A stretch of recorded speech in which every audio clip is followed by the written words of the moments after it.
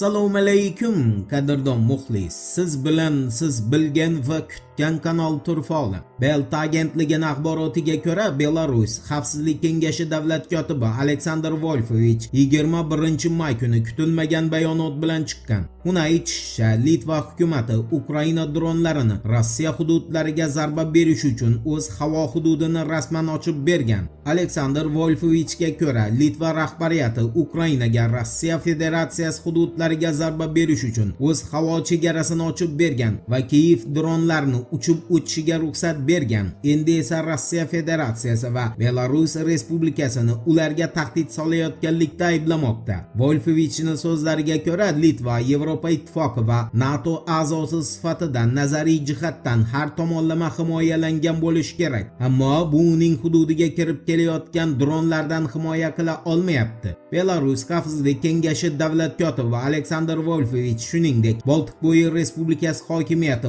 o'z xalqini qo'rqitib, bomba panohgoh deb ataluvchi yerto'lalarga yashirinayotganini ta'kidlagan. Uni qo'shimcha qilishicha, Belarus yaxshi qo'shnichilik munosabatlari, tinch hayot kechirish va barcha mojarolarni hal etish tarafdori hisoblanadi. Biroq Litvani Ukrainaga Rossiya hududiga zarba yo'llash uchun o'z osmonini ochib berishi uni o'ziga o'zi hukm o'qiganidan daraklik beradi va Litva o'zini ushbu harakati bilan butun NATOni yirik tahdid ostida qoldirmoqda. Eshitmaganlar uchun eslatma, G'arbni, xususan Oq uyni Yevropa bo'yicha fikri bir kunning ichida keskin tomonga o'zgardi. Sababi Tramp Polshaga qo'shimcha yana 5000 nafar Amerika askarini yo'llash to'g'risidagi qarorga imzo chekdi. O'ziga qarashli bo'lgan ijtimoiy tarmoqda Donald Trampni yozishicha, Qo'shma Shtatlar prezidenti Polsha prezidenti Karol Nawrotskiyning muvaffaqiyatli saylangani munosabati bilan uni faxr bilan qo'llab-quvvatlagani va u bilan munosabatlari yaxshi ekanini inobatga olib, Qo'shma Shtatlar Polshaga qo'shimcha ravishda 5000 nafar harbiy xizmatchini yuborayotganini mamnuniyat ila e'lon qiladi.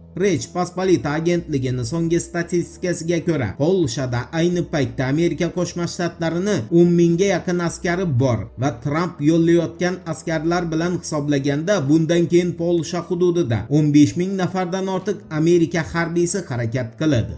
Endi Qo'shma Shtatlarni Kubani egallashga qaratilgan rejasi haqida qisqacha so'z yuritamiz. New York Times agentligining xabar berishicha, Qo'shma Shtatlar davlat kotibi Marco Rubio o'z bayonotida Kuba bilan munosabatlarni tinch yo'l bilan tartibga solish ehtimoli past ekanini bildirgan. Avvalroq New York Times Amerika Qo'shma Shtatlari Kubada Venezuela ssenariysini qo'llashi va Raul Castroni qo'lga olishi mumkinligi haqida yozgan edi. Italiyaning Politico agentligining ma'lumotlariga ko'ra esa, Washington Kuba hukumatini ag'darish maqsadida bu mamlakatga havo zarbasi berishdan tortib, quruqlikdan bostirib kirishgacha bo'lgan turli variantlarni ko'rib chiqmoqda. Moskva esa Amerika Qo'shma Shtatlarini Kuba xalqini tiz cho'ktirishga qaratilgan yangi urinishlarini qoraladi. Rossiya Tashqi ishlar vazirligining Kuba masalasi bo'yicha yangi bayonotiga ko'ra, Rossiya o'ziga do'st bo'lgan Kuba xalqi va hukumati bilan qat'iy hamjihatligini tasdiqlaydi va mamlakatni iqtisodiy bo'g'ishga qaratilgan bir tomonlama cheklov choralarini qabul qilmasligini qat'iy ravishda e'lon qiladi. Shuningdek, Moskva, Gavana va Washington o'rtasidagi ziddiyatlarni muzokaralar yo'li bilan hal qilishga chaqiradi. Ammo shuni unutmaslik kerakki, agar Tramp Kubani bosib olishni istasa, u holda Rossiyani bu bayonoti Gavanaga hech qanday yordam bermaydi.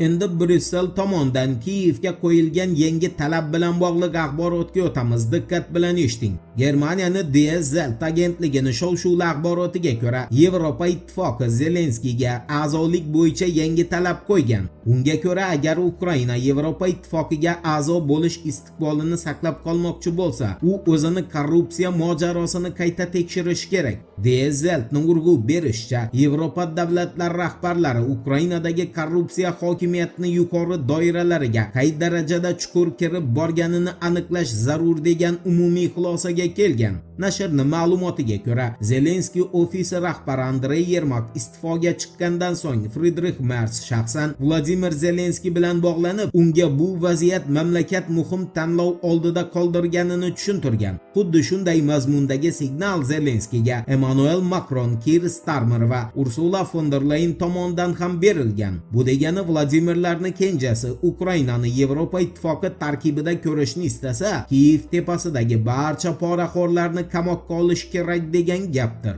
Voqealar rivojini birgalikda kuzatamiz. Turfa olam bilan qoling.